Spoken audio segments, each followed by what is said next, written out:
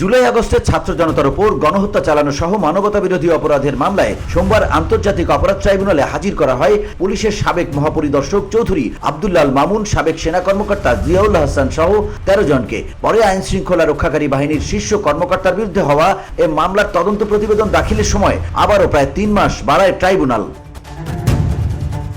নতুন করে এই মামলায় তদন্ত প্রতিবেদন দাখিলের সময় আগামী 20 জুলাই নির্ধারণ করেছে আন্তর্জাতিক অপরাধ ট্রাইব্যুনাল। বিচারপতি মোহাম্মদ গোলাম মর্তুজা মজুমদারের নেতৃত্বে 3 সদস্যের ট্রাইব্যুনাল সোমবার এই আদেশ দেয়।